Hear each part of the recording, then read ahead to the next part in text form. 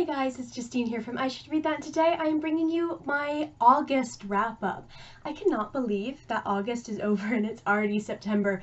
Hopefully, fingers crossed, at some point the cooler weather will come. In the UK, the weather keeps teasing us and it's horrible. Right now it's really warm, but it's been really cold and it's been rainy, but it's also been hot, and it's very confusing. I am very much ready for fall to be here. In the month of August, I read 11 books, which I am very, very, very happy about.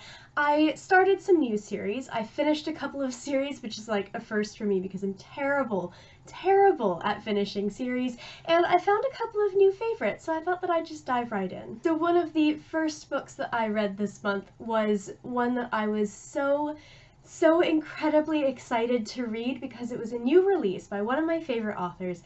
I read it and I absolutely loved it. It was totally worth the hype. This is Record of a Spaceborne Few by Becky Chambers. Now, you may be laughing because I've been talking about Becky Chambers left and right in my life just constantly. I love her books so much, and this is the third book in her Wayfarers series, and I have to say it is just as good as the other two. I really truly love these books so much. Record of a Spaceborne Few is different in terms of Becky Chambers' books because this is the first time that we focus on humans in her sort of galactic world. So in her books, humanity has left Earth and has joined up with the sort of galactic community consisting of tons and tons of different races and species of aliens. Unlike a lot of sci-fi books, humans don't really rest in the top of the social hierarchy, and they're not at the bottom of the social hierarchy either. They're just kind of in the middle, and we tend to see humans in her books as they interact with other species. In Record of a Spaceborne Few, we focus strictly on humans. In fact, there's really only one alien in this entire book, and she's kind of like a chronicler of what humans are like. This book focuses on the Exodus fleet, which if you've read her books you know is the fleet of ships that originally left Earth. Many humans have since left the Exodus fleet and settled elsewhere, but there's a large community of people who still live there. This is basically like a snapshot of their daily lives. It follows, I believe, 6 characters, and she's kind of the master of there being no plot, but it's still being a wonderful book. This is such a beautiful look at sort of what human beings could one day become, how they could live, the troubles that people have when they are living in a community like this, and people wanting to come back and rediscover their roots because their families were on board the Exodus fleet at one point. This is wonderful. Like all of her books, you can kind of dive in anywhere, so you could start with this book, but I do really recommend starting with the first book, The Long Way to a Small Angry Planet, because even though they're all companion novels, you really get a good sense of what this world is, and also all the books are amazing, so you should totally read them. I obviously gave this 5 out of 5 stars. I think that's not a surprise to anyone. Next up was another really highly anticipated sequel, and I was so thrilled to have gotten a copy of this book at Yelp. I didn't know that it was going to be there. I don't think anyone knew it was going to be there, and I was very fortunate to have gotten my hands on this. This is Kingdom of the Blazing Phoenix by Julie C. Dow. Forest of a Thousand Lanterns is the first book in this duology, and this concludes the sort of series. So that first book is basically about, think like the evil queen in Snow White, and it's sort of like a retelling of the evil queen that's always in fairy tales, but in an East Asian setting, and she is the evil empress. It starts with her kind of humble beginnings and her rise to power. Kingdom of the Blazing Phoenix picks up about 15 years after Forest of a Thousand Lanterns ends, and we follow, instead of Shifeng, who is the empress, we follow Jade, who is the only heir to the throne. This is kind of like an East Asian retelling of Snow White. There's a lot of elements of the Snow White story that are in here, which made me very happy as an English major and someone who studied fairy tales at university, and it's just wonderfully done. You can kind of read this as a standalone, but I would highly recommend reading Forest of a Thousand Lanterns first, because you really get a great sense of who the villain is and what her motivations are, and you get a lot of throwbacks to that first book. If you liked Forest of a Thousand Lanterns, I really think you're gonna like this. I gave this 4.5 out of 5 stars. I really enjoyed this book. I was initially confused because I think it says October here, but it looks like it was pushed back for the US and the UK. You can find it on the 1st of November of this year. Next up, I finished up one of my favorite series ever of all time, if not my favorite series ever. This was such a phenomenal fantasy series, and if you like adult fantasy, I can't recommend these books highly enough. This is City of Miracles by Robert Jackson Bennett. I'm not going to say anything about what this book is about because you in fact shouldn't even look at the back if you haven't read the first and second books, because there's like the biggest, most earth-shattering spoiler on the back of this book, and it's so incredibly frustrating. So just be advised, don't look at the back of this. So the world of Divine Cities and the plot and everything is a little bit complicated, but it's all about sort of the damages of colonialism. There are divine beings, there are gods, the gods have been killed. It's just a really, really intriguing sort of multiple layered series. I love these books so much. So please, please pick up City of Stairs. It's the first one. It's so fun. It's funny. It's got great characters. He writes some of the best female characters I've ever read, and he is one of the best world builders. So if you like all of those things, I would highly recommend this. I gave this 4.5 out of 5 stars. I love this. It's a beautiful conclusion. It has one of the like best ending scenes ever, and I am so, so happy I read these books. Next up, I read Foundry Side, also by Robert Jackson Bennett. So this is the first book in his newest trilogy. So Divine Cities, City of Miracles being the last one, is completely separate. Foundry Side is something very, very new. So of course I was very excited to read this, and I did end up liking it. It's very, very different from Divine Cities. A lot of the things that I liked about those books were not necessarily present here, but it has a phenomenal ending, and I can't wait to see where this goes next. It also has a really intriguing magic system that really leaves the door open for amazing, incredible things to happen. Foundry Side follows a girl named Cynthia, and she is sort of early 20s. She is a thief living on the streets of Tavan, which is a sort of fantastical city, and she is sort of the best in the business, but one day she has a job to steal something. And she does indeed steal that thing, and things go very poorly from there. I don't want to say too much more because I feel like this is one of those books where you should really discover things on your own. I really like the magic system, as I said in this. It's called scriving. So basically, you kind of, to put it really simply, you write essentially hieroglyphics or inscriptions on objects, and you trick them into sort of believing gravity, for example, works differently from them. You trick them into thinking that they are, say for example, you scribe an arrow, you say, no, you're not being shot straight ahead, you are falling 400 feet, and that arrow shoots incredibly fast and incredibly far. Things like that. And I initially wasn't really 100% sold on it because everyone kept talking about how amazing this magic system was. And then I kind of got into it and got further into it, and we learned more, and I was really blown away. I liked this book a lot. I would definitely recommend it. I am very interested to see where the next book goes because I think that it's going to really blow this one out of the water, actually. I gave this 4 out of 5 stars. Next up, I read a book that will please, I think, a lot of people. I finally read Nevernight by Jay Kristoff. I had never read anything by Jay Kristoff before, but several of my blogging friends are huge fans of his, and I really wanted to just finally read one of his books.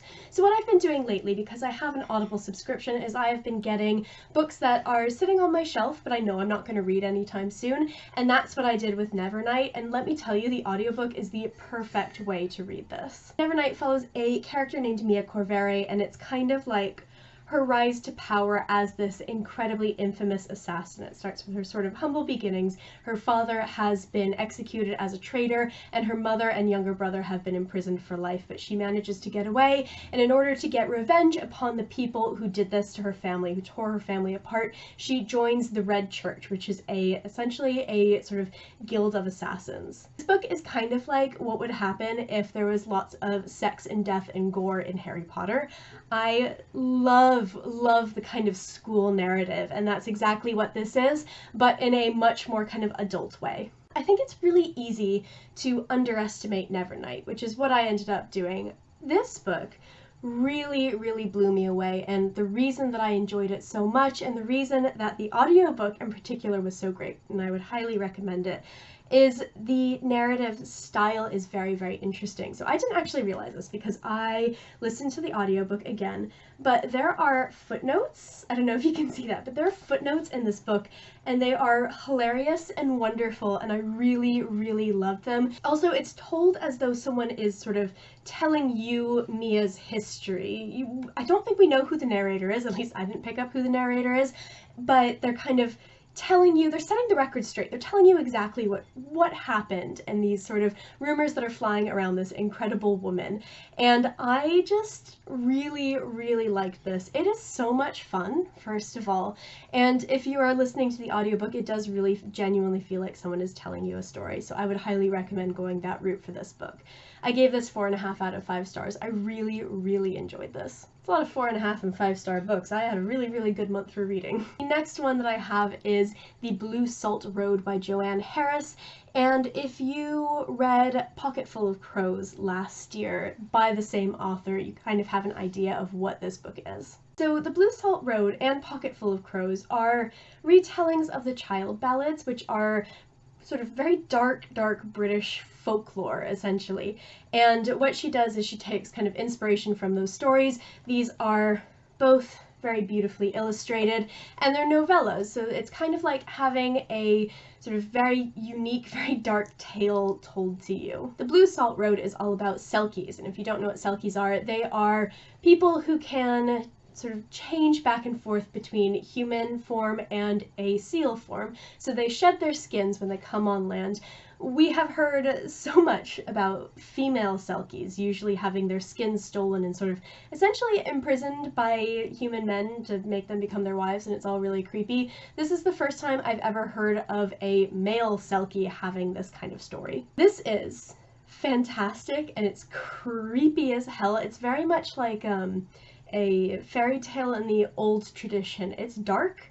The implications of some of the things that happen in this book are like really messed up, but it's a wonderful read. She's such a gifted storyteller. It really does feel like an actual folk tale that's been handed down through sort of the oral tradition. It's a really great read. I would very much recommend this for like a cold winter night. I also happen to love anything that takes place in the sea or near the sea. So I ended up really, really enjoying this. Like with all novellas, I wish there was a little bit more, although it really did work well for this because it is a standalone tale. I gave this 4 out of 5 stars. This will come out in November of this year in the UK. Next up, we have the second novel by the author who wrote one of my favorite books of last year, which was her debut.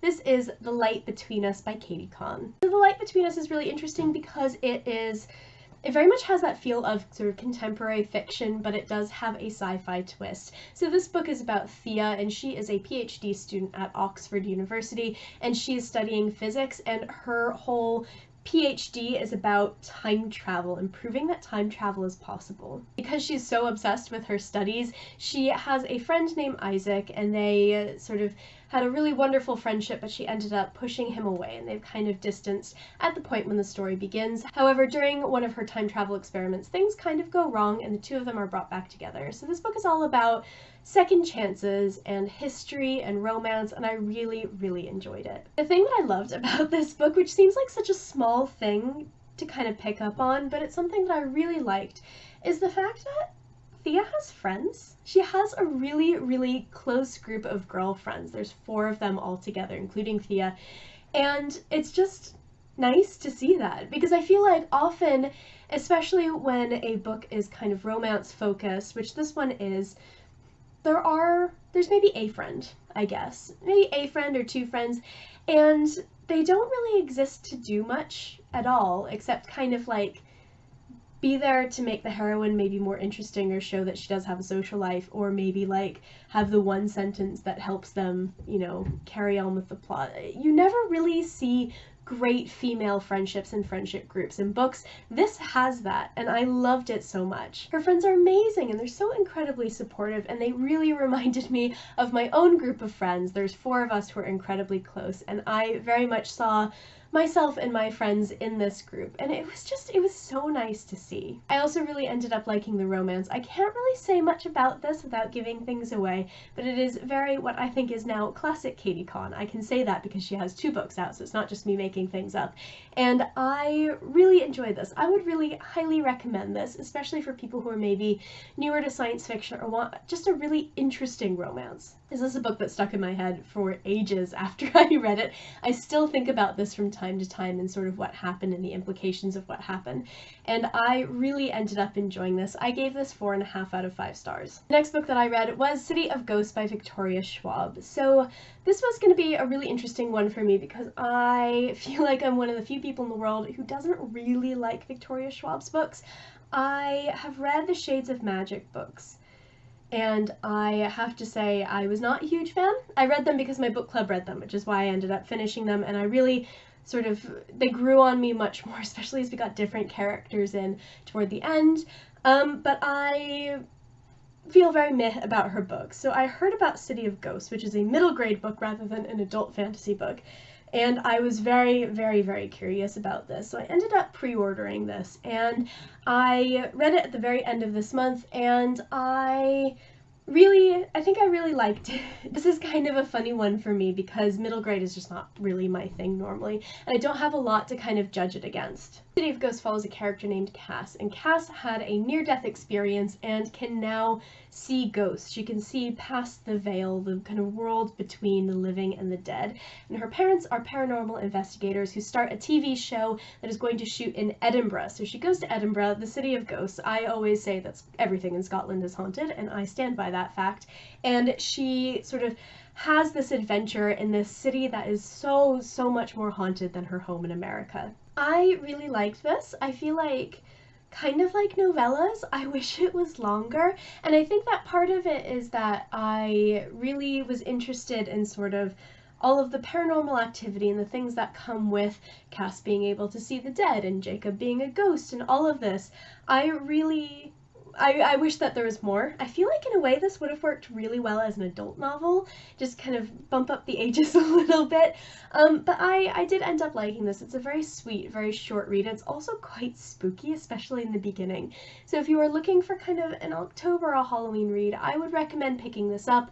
I know that people who are big fans of hers are absolutely loving this book, so if you enjoy her other books, you should absolutely try this out. I gave this, I think, 3.75 out of 5 stars. It didn't feel like a 4-star read for me, but it also didn't feel like a 3-star read. I did really enjoy this. I think it's a fun little book. Next, I started a new trilogy, which I am very intrigued by because I have heard many things about this. I think it's a favorite series for a lot of people that I know.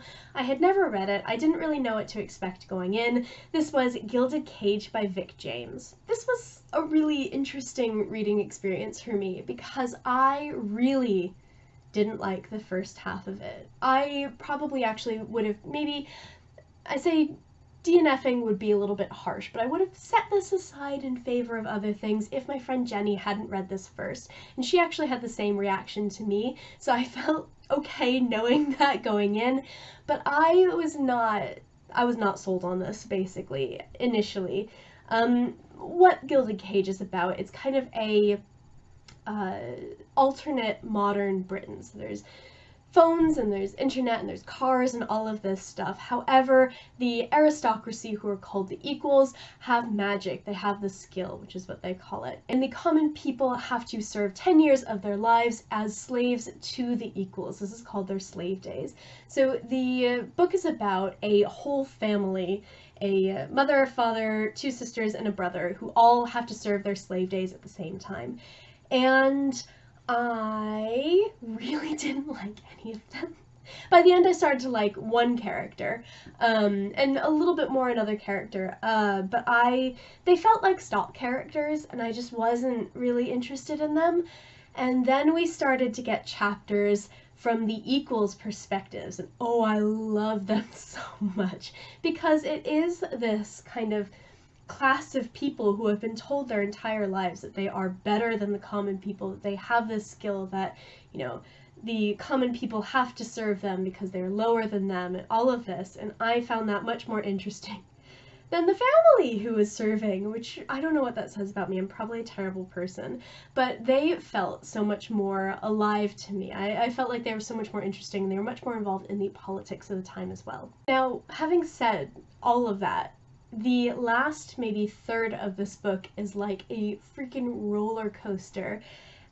I have not had a switch flipped in my head so quickly from feeling meh about a book to, oh my god, it was just like, I can't even talk about it. It's just, it was, once we got the groundwork and everything down for this book, and we got kind of the plot and everything was established, and all the politics and all of that, once we could actually get to the plot, it was amazing.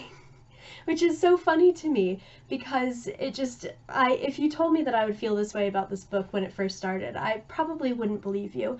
It has one of the biggest comebacks that I have ever read, so if you have started this and haven't really felt sure about it, I would very much recommend sticking it out to the end. I ended up giving this 3.5 out of 5 stars because it was a really imbalanced book for me. I did really enjoy the ending, but for me that first half was just really tough. So I would again recommend, if you felt that the first half was slow, stick with this book. Next up, I read an ebook, and that was a very interesting one. This was All Systems, read by Martha Wells.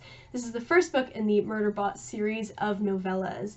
And I had, again, the same reaction that I always do to novellas, which is, I wish there was more. Systems Read is a novella about a sort of security unit, I guess you could say like android or cyborg, that started out as kind of a mindless being. They have this thing called a governor module, which sort of regulates everything that they think and that they do, and they obey their commands and all of this.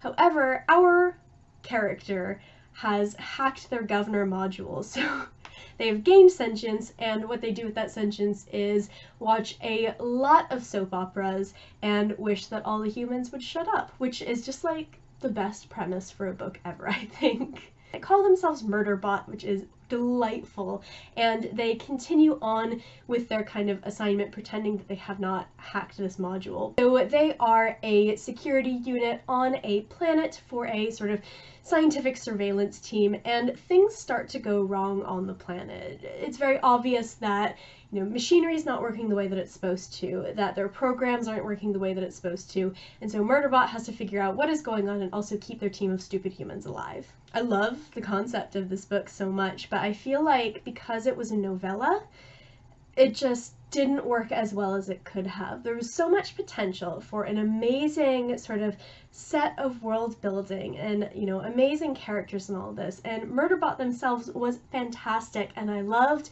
but everyone else in this book was kind of just there. They were almost like window dressings. We got nothing in terms of character development or, you know, backstory or anything for any of the other characters here. It was also it had so much potential to be very kind of twisty, turny, and very intriguing like that, and because it was so short, it just was super straightforward. So it wasn't all that exciting in terms of plot either. I really wanted to love this, and I feel like if it was a full-length novel, it would have been amazing. It would have been so great. I ended up giving this 3 out of 5 stars because I love that character so much, and there was so much potential here that just, for me, wasn't met. The last book that I read this month, which actually was the first book that I read this month now that I think about it, I don't have it with me because I'm currently lending it to my mother, which shows you how much I love this. This is After the Fire by Will Hill. I picked this book up at Yelk, so if you want to see a little bit more about it, I can link that video down below. I loved this so much. This book was amazing, and I feel like it's one of those books that is kind of not grossly miscategorized as a young adult contemporary, but it's a book that I think its classification as YA contemporary is doing it no real favors, because to me, this is a book like The Book Thief that sort of transcends age range and genre. This is something that everyone could like. I just thought this book was amazing. There's been so much hype around it, but I've been ignoring it because it has been sort of listed as YA contemporary, which is not a genre that I really enjoy. I would have missed out on this if it weren't for Yelk. It was at Yelk and the author was going to be at Yelk, and I was like, fine. And I picked it up and I realized that this book was about a cult, which is amazing, and I was so excited. So I picked it up, I absolutely flew through it, I loved it so much. After the Fire follows a character named Moonbeam in the events following a raid on the compound that she lived in. It's very, very apparent that this book is based on the siege in Waco, Texas in the early 90s, and we kind of flash back and forth between before the fire and after the fire. So it's the events that led up to this sort of prologue that we get, where it's the actual like shootout, the FBI and ATF raiding the compound, and her sort of in basically a hospital with a psychiatrist, trying to figure out what she's going to tell him and what she's not, because she's an incredibly clever character and she knows that there's some things that she just cannot say. The decision to make Moonbeam a very, very intelligent and clever character, I think, was very, very smart, because you sympathize with her so much. I think that it would have been interesting to have her be very much a believer in this religious cult, but I think that she resonates more with readers as someone who has her doubts. I don't want to say too much more about this. I really, really encourage you to pick this book up, especially if you are a murderino, if you are a true crime fan. It is fiction, but it is incredibly well done, and it is just phenomenal. I think that this is one of the best books I read this year. I obviously gave it 5 out of 5 stars. It was just mind-blowingly great. Those are all the books that I read in the month of August. It's been really interesting because, especially at the end of the month, I feel like I have been heading straight into a reading slump, which is like the most terrifying thing if you are a book blogger or on BookTube. So hopefully that doesn't happen. I haven't really finished anything lately, so all of these books I really read in these sort of first 3 weeks of August. I'm hoping that I kind of get my groove back with reading a little bit more in the month of September. In the comments below, let me know what you read in the month of August. If you read anything great, if you've read any of these books, I'd really, really love to talk about them, and also if you have any recommendations for me. I post bookish content to this channel fairly frequently, so hit subscribe, check back soon, and I will see you next time.